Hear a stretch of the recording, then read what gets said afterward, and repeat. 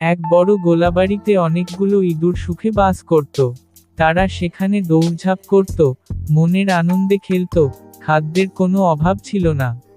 সারা দিন তারা মজার মজার খাবার খেয়ে আর ছোটাছুটি করে সময় কাটাত। তাদের এই নির্ঝঞ্ঝাট জীবন বেশ ভালোই চলছিল। কিন্তু একদিন, হঠাৎ করেই তাদের সুখের সংসারে বিপদ এসে হাজির হলো। গোলাবাড়িটিতে এক মোটা, ধূর্ত বিড়াল এসে উপস্থিত হলো। প্রথমেই সে একটা ইঁদুর ধরে খেয়ে ফেলল। এরপর সে বুঝতে পারল যে এখানে অনেক ইঁদুরের বাস, অর্থাৎ এখানে তার খাবারের অভাব হবে না। তাই সে স্থায়ীভাবেই সেই গোলাবাড়িতে থেকে গেল।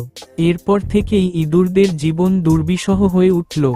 তারা আর আগের মতো মুক্তভাবে চলাফেরা করতে পারত না।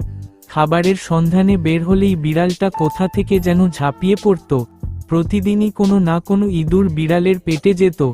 দিন যত যেতে লাগল, ইঁদুরেরা ততই আতঙ্কিত হয়ে পড়ল। তারা বুঝতে পারল, যদি এভাবে চলতে থাকে, তাহলে একদিন পুরো ইঁদুর সম্প্রদায়টাই নিশ্চিহ্ন হয়ে যাবে। তাই তারা একদিন গোপনে একটি সভার আয়োজন করল। গোলাবাড়ির এক কোণে এক গোপন জায়গায় জড়ো হলো সব ইঁদুর। সেখানে বড় বড় ইঁদুর, ছোট ইঁদুর, বুড়ো ইঁদুর, সবাই উপস্থিত ছিল। সভার মূল আলোচনার বিষয় ছিল কিভাবে বিড়ালের হাত থেকে বাঁচা যায়। অনেক ইঁদুর অনেক রকম মতো দিল। কেউ বলল, চলো সবাই মিলে গোলাবাড়ি ছেড়ে চলে যাই। কিন্তু অন্য একজন বলল, তা কি করে সম্ভব? এতদিন ধরে আমরা এখানে সুখে বাস করছি, খাবারের অভাব নেই, কোথায় যাব আমরা? আরেকজন বলল, তাহলে কি আমরা বসে বসে একে একে মরব? সবার মন খুব খারাপ হয়ে গেল। মনে হচ্ছিল কোনো সমাধানই নেই। ঠিক তখনই একটা নেংটি ইঁদুর উঁচু হয়ে দাঁড়িয়ে বলল, আমার একটা বুদ্ধি আছে। সবাই একসঙ্গে বলল, কি বুদ্ধি?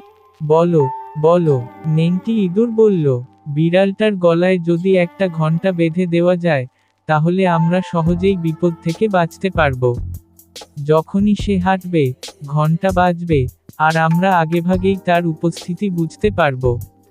তখন আমরা পালিয়ে যেতে পারব। এই বুদ্ধিটা শুনে সবাই খুব খুশি হয়ে গেল।